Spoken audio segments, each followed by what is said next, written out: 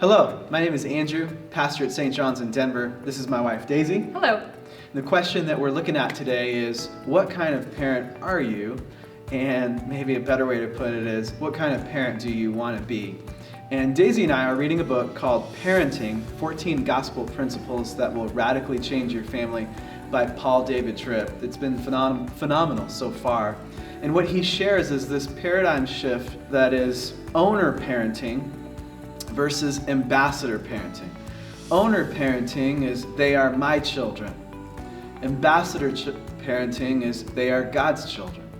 Owner parenting is what I want from them or for them. Ambassador parenting is what I want in them.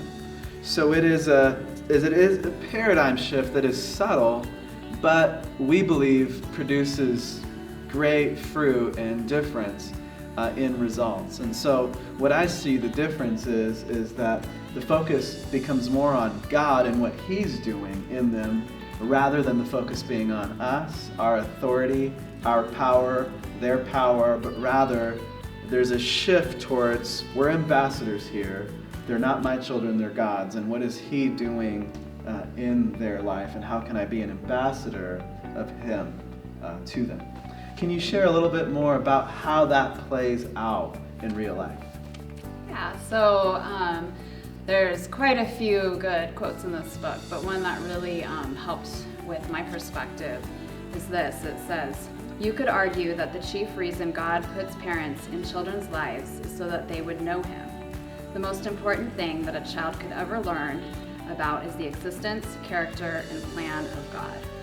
And that just seemed to really help me in my shift of thinking regarding parenting. I would say that over my 14 years of parenting, I've really had a problem with feeling like my children's behavior or bad behavior is a negative reflection on me and my parenting. And that's something that I've known I shouldn't internalize, but I really have. And just reading those words in this book helped me to realize that as an ambassador, it's not about me and how I feel, or it's not a reflection on me, but my job really is just to point my kids to Jesus.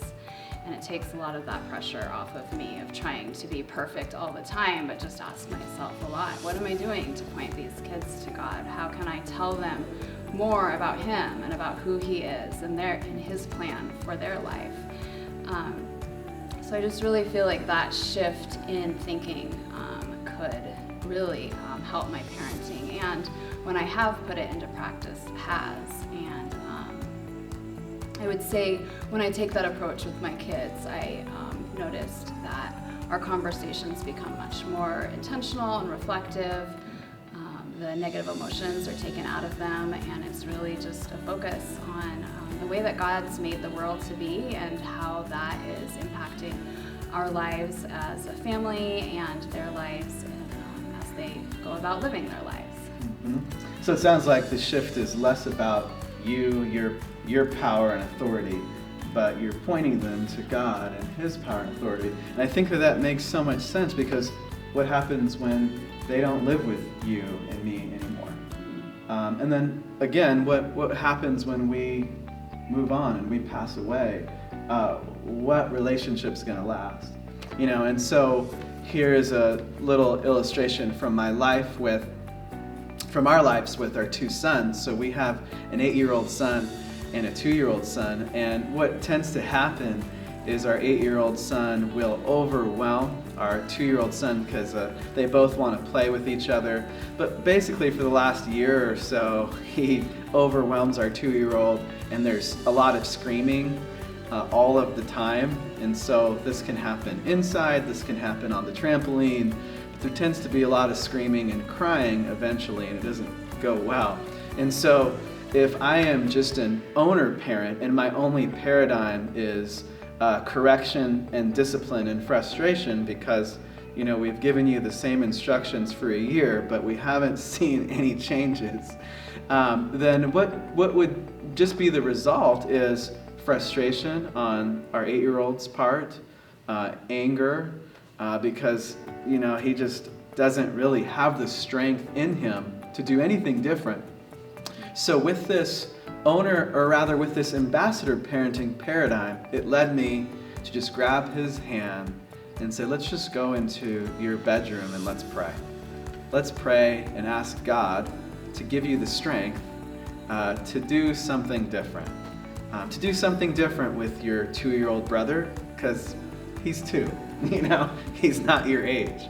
So I did that twice this week, inspired by this paradigm.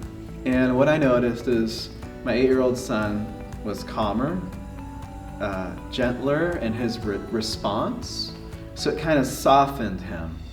So it's not about me and my authority and my power or his power, but rather it's pointing people to God and his power and strength for them.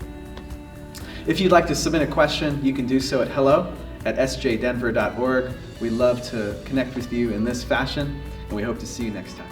Take care.